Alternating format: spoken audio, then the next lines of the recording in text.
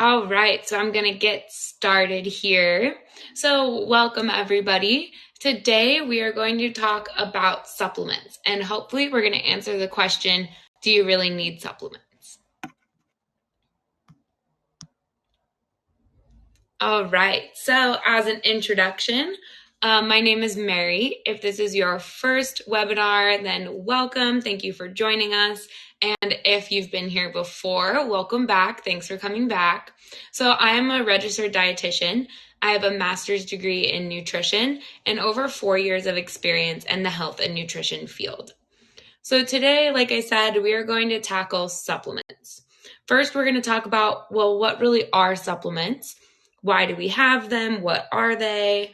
And then I really want to talk about who might need them. And so I'll give you some examples of supplements and, types of people who may need them. And then I had a feeling I was going to get some questions about quite a few of them. So then I'll just kind of dive into some really popular ones.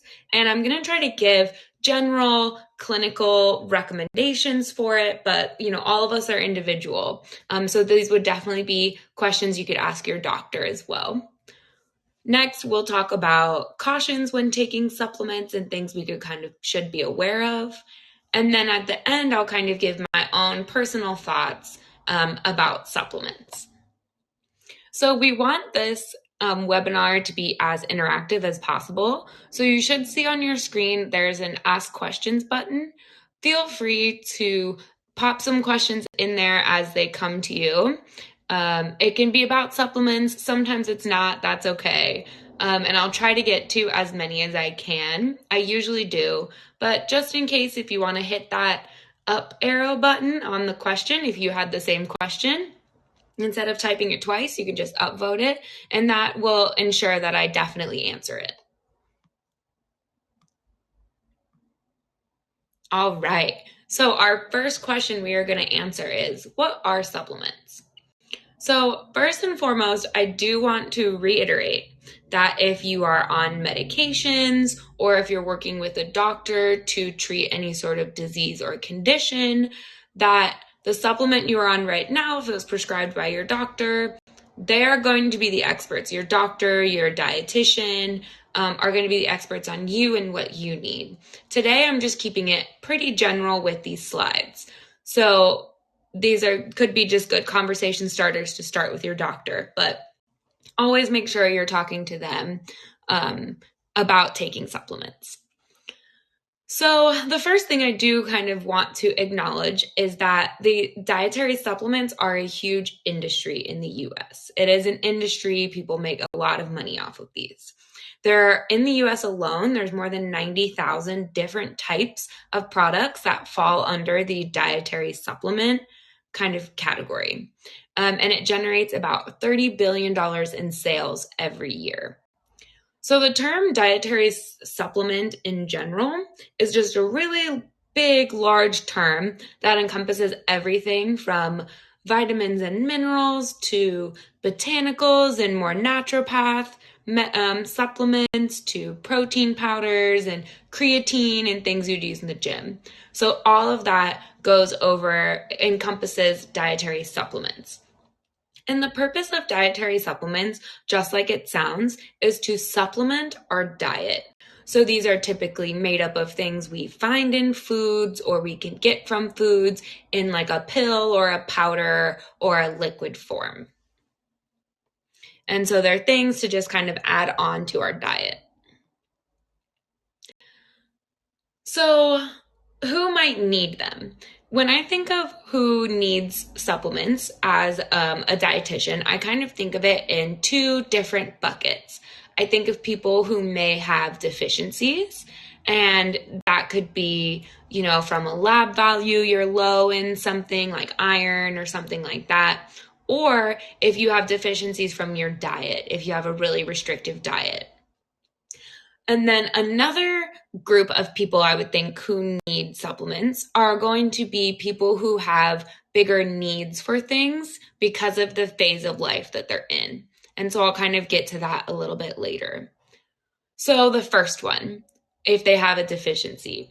So people who need supplements are going to be, people who are recommended supplements by your doctor. So a lot of times, we'll get our blood work done at a doctor's office and we may be low in certain vitamins or minerals. We can replace those with diet or with our supplements. And so supplements can be just a really easy way to get some of those lab values to a healthy range again. So this would be something in particular like vitamin D is a really popular supplement to take, as well as iron if you are anemic. So people who need supplements are going to be people who are given supplements by their doctors. Other people who might need supplements are going to be people who have really restrictive diets. So an example like this would be vegetarians. Vegetarians will likely need to supplement with B12 or iron. So B12 is going to be a B vitamin that is only found on meat and fish. And so it's like the byproduct of some bacteria that lives on these animals. So vegetarians, there's no vegetable source of B12. So vegetarians are going to have to supplement with B12.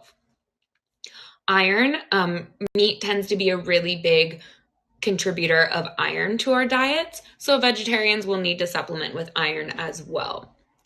Another restrictive diet example would be a diet like a keto diet, something where it's a really high protein, really high fat, and people tend not to eat a lot of fruits and vegetables. Over time, that could lead to some deficiencies, and so we would want to supplement with a multivitamin. So restrictive diets is going to be another one where you will probably be recommended some sort of supplement from your doctor or dietitian. So another group of people who might need supplements it just kind of depends on your lifespan or like kind of where you are in your life. So sometimes with kids, when they're really, really picky eaters, I had a patient one time who told me her kid for 6 months would only eat mac and cheese and chicken. And so those vitamins and minerals are really important when they're young. So that might be someone who would be recommended a multivitamin for her child. Also, in our preconception and our prenatal period in a woman's life, those are also when your needs are going to be a little bit higher and you are going to need to supplement with a prenatal vitamin. Because things like folate and a lot of your B vitamins are going to be really important while you're pregnant and even before you're pregnant. And so then also people, as we age, our needs tend to change too. And especially women, as we get older, we are often recommended to supplement with calcium and vitamin D. And that is going to be to maintain the strength of our bones. So that is going to be those are kind of some examples of how your needs would be different throughout life. So, however, if you're healthy and eating a fine diet, you might not be recommended any supplements. So these are going to be some examples of people who would probably want some supplements or would want to have this conversation with their doctor. So I wanted to go over some of the most popular supplements. So these are going to be 5 of the biggest, highest selling supplements that we have in in the world. And it's going to be probiotics, fish oil, protein powders, daily or multivitamins, and fiber. And so I kind of wanted to go into each of these individually because I was guessing I was going to get some questions about it. So probiotics. This one might surprise you, but I typically don't recommend probiotics. The science on probiotics really hasn't come to a conclusion, a consensus. People don't really agree on probiotics. Scientists can't really agree on which probiotic is good for what condition at what dose. They haven't come to a consensus yet. So probiotics may help if you have some GI distress. It's worth trying. They're really safe to try. There's pretty minimal symptoms. So if you have some GI distress, like an upset stomach, you're bloated, probiotics may help. They won't hurt. The best science is for taking some probiotics after you take a round of antibiotics. So if I had a patient who had just taken antibiotics, I might recommend a round of probiotics, but otherwise I probably wouldn't. So, if you want to try them, they're fine to try. However, they can be kind of expensive sometimes. So it wouldn't be something I would really recommend people take all the time, especially if they're feeling fine. So that one, I don't think you really need probiotics. The next one would be fish oil. So fish oil has shown to be effective sometimes at lowering high blood pressure if you have high blood pressure or if you have high cholesterol. However, I would really recommend getting those benefits from eating fish instead of taking the fish oil supplements, because fish and fish oil, one hasn't really been shown to be better than the other, and fish oil can kind of be an uncomfortable pill to take. They can be they're huge. I was going to say a little bit bigger, but the last time I took fish oil, they were pretty big. So they can be kind of uncomfortable to take. They can cause upset stomachs, and they don't really taste very well. They taste very good. So my recommendation, instead of taking fish oil, I would just eat fish. 2 to 3 times a week would be your recommendation, but that is going to provide you all the benefits and more than fish oil pills would. So next is protein powder. So if you have an unrestricted diet, if you eat just a fairly normal diet, I would not recommend protein powder, even if you are a really active person and you are trying to build muscle, because in our diets, we typically get more than enough protein. So the recommendation from the International Sports Nutrition Society, like the people who set the goals for the whole nation, they say that if you're very active and you're trying to build muscle, their recommendation is that number right there, 1.4 to 2 grams per kilogram. So in the US, we don't really use kilograms. So I'll kind of put this into perspective for you. I'm 130 pounds. That means I'm about 59 kilograms. So if I was very physically active and I was trying to gain muscle, if I was on the low end of that spectrum at the 1.4, that's about 80 grams of protein. For someone with a normal diet, 80 grams of protein is very doable. However, I'm a vegetarian, and so 80 grams is pretty tough for me. So if you were a vegetarian or a vegan or someone who eats a low protein diet, I would recommend protein powders and protein supplements if you are trying to gain muscle. Those can be really helpful. Or if you're sick and you're not really eating a lot, something like a protein powder or protein shake can be really nice to make sure you're getting enough protein. So protein powder, I would recommend it in certain situations.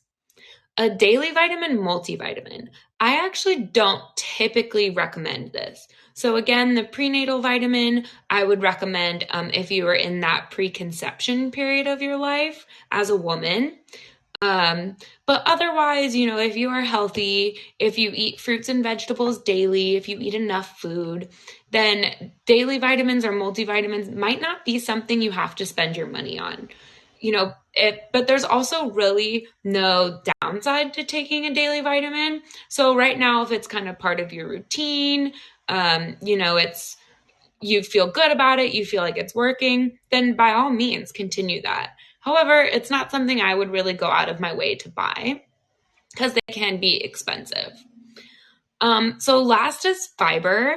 As a diet supplement, fiber would probably be one of the ones I would be the most comfortable recommending. I think fiber is great to take, especially if you have a keto diet or you really don't like fruits and veggies. If this is you, then fiber would be a great supplement to take, especially if you find that you are really bloated or constipated or your stomach always hurts. It could be from a lack of fiber. And so fiber would be a really great dietary supplement to take.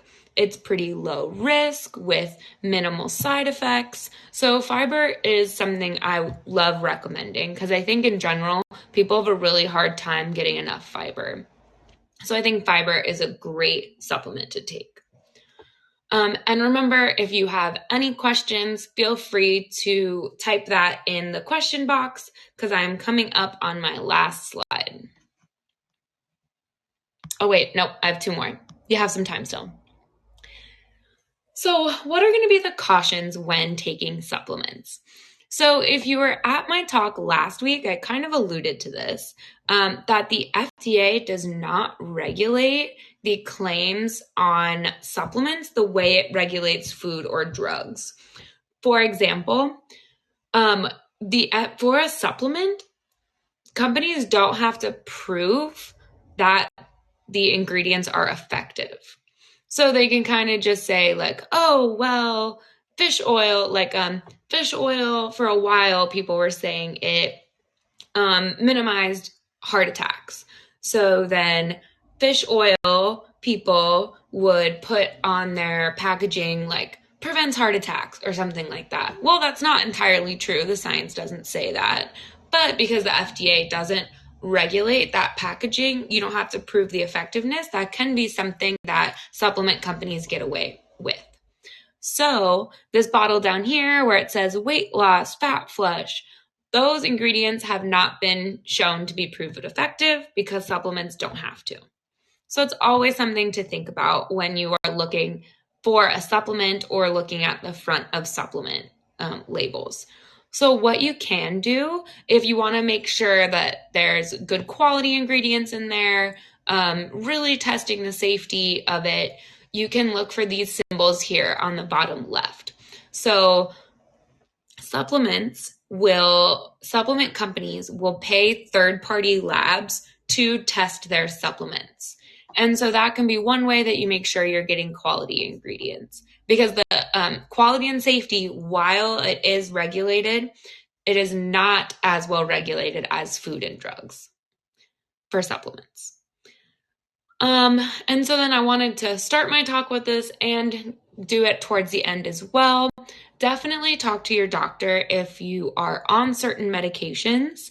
Tell your doctor what supplements you are taking because there are some supplements that can interact with your medications and make them not as effective. And so that's kind of, I don't know about you, but when I take a medication, I want it to be as effective as I possibly can. So just disclose to your doctor and let them know what supplements you are taking.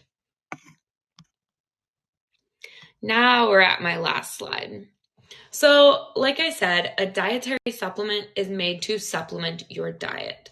Dietary supplements cannot replace a diet full of fruits and vegetables and whole grains and lean proteins. It can't replace lack of physical activity, anything like that.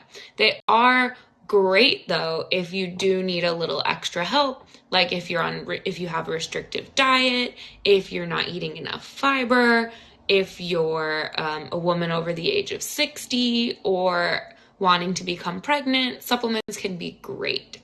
But if you are healthy, if you eat fruits and veggies daily, and it wasn't something that was recommended by your doctor, I say, you don't have to buy them. So do you need them? No. Can sometimes they help? And if you found one that really works for you, by all means, go for it. For the most part, they are harmless and very safe. So, but they can be really expensive. So it can just be cheaper to just eat a little bit more fruits and vegetables every day than take some supplements. So those are my final thoughts on them. I hope I kind of laid out different times when supplements can be really effective and really healthy, and maybe some other times where we can save some money. All right, so that is going to be the end of my slide. Stop screen share. Awesome. Hello, everybody. So now I'm going to take a look at some of your questions. So I'm going to view the questions. All right, first question. Of the most popular supplements, D3, C, iron, and Bs, can you overdose? So you cannot. So all of these vitamins and mineral supplements the doses you have to take would be biologically impossible for you to overdose. So there can be some times where, especially iron. Iron's a really good example of this. If you take a little bit too much iron, you will likely get diarrhea. So oftentimes your body will tell you when you've taken too much, but I will tell you with these more popular ones, it is really hard to overdose, biologically impossible, basically. But that's a really good question because that's good to know, especially because, they're not as regulated. So that's a great question. What do you think is a better choice for me, plant-based or keto? Oh, that was from 2 weeks ago. I can answer this one really quick. What are some high protein foods? So high protein foods. So the easiest ones you're going to think of are going to be our animal proteins. Those are going to be our chicken, beef, seafood, all of those, eggs, anything animal based is going to be really high in protein. And then you can think of some of our vegetarian protein sources. Those are going to be things like whole grains, actually has some protein in it. Nuts like almonds, peanuts, cashews, those are going to be great ones. And then a lot of our grains too. Things like rice, lentils, quinoa, beans, stuff like that. Can taking vitamin D supplements harm your bones if taking over a long period? Um, no, so vitamin D is actually great to take, especially with calcium. So a lot of times if you go to a store, you'll see vitamin D and calcium supplements are going to be together because the vitamin D helps your body absorb the calcium. So no, they actually can't harm your bones. And in fact, they are typically put with something like calcium to improve your bone health. What is your take on sea moss? Is it healthy for the body and why? I knew I was going to get one question that was going to stump me. There's so much stuff about supplements. I actually don't know a ton about sea moss. And so that would be something, if you wanted to Google and then just check a trusted site like something from a university or a hospital, that would give you some great information. But I do not know the answer to that one. Good question, Lois. I'm over 70. The doctor advised D3, omega-3, calcium, iron, vitamin C, and a multivitamin. Is there a multivitamin that combines all of these adequate nutrients? Oh, I'm sure. Yeah. So a lot of times multivitamins. So D3 is going to be a vitamin. Vitamin C is going to be a vitamin, and then calcium and iron are going to be minerals. And then omega-3 is just a fat. So I'm sure that there's going to be one that's going to have all of those vitamins and minerals in them. And then you might just have to supplement with an omega-3, which would be like a fish oil. So that one might not be in there, but I'm sure that there's going to be some with some vitamins and minerals in them.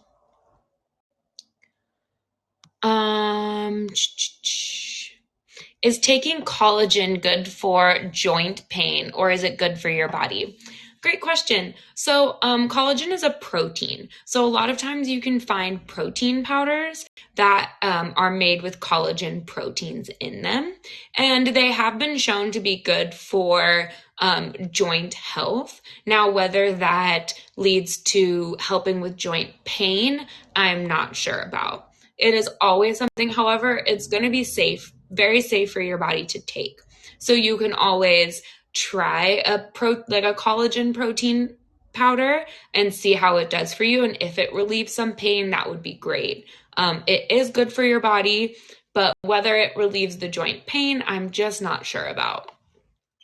What are the best sources of fiber food-wise or a supplement like Metamucil? Yeah, so a supplement like Metamucil would be a great source of fiber. If we're thinking with food in particular, your best sources are going to be your fruits, your veggies, and your whole grains.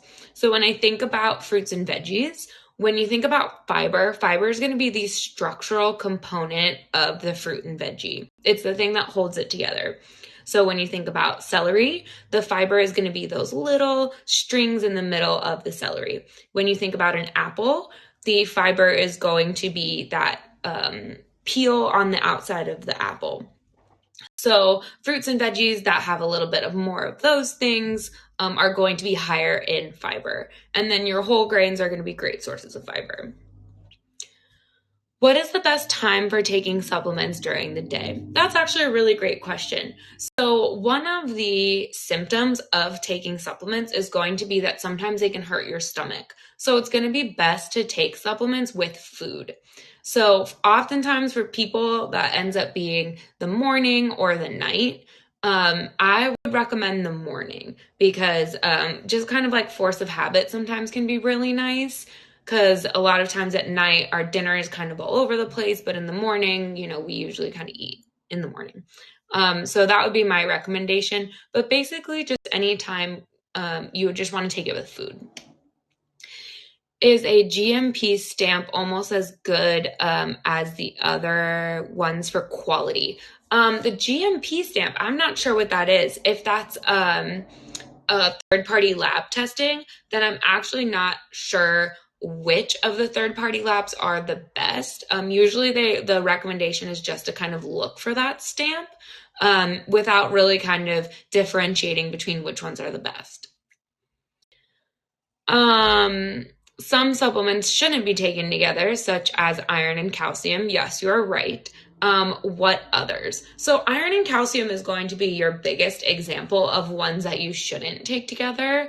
And those are honestly really the only ones I can think of. And so that also goes to sources of calcium. You just wouldn't want to eat that with iron. That's going to be the most predominant one. Otherwise, there aren't really any other ones that really, really jump out at me, but this is definitely a great question for your doctor, and especially when you think about your particular supplements together. All right. Just want to make sure. All right. It looks like I got to all of your questions. Great. It looks like I got to all of the questions there. Thank you all so much for taking the time to hop on and learn a little bit about supplements. I really hope you learned something new, and I hope you have a good rest of your night. Bye, everyone.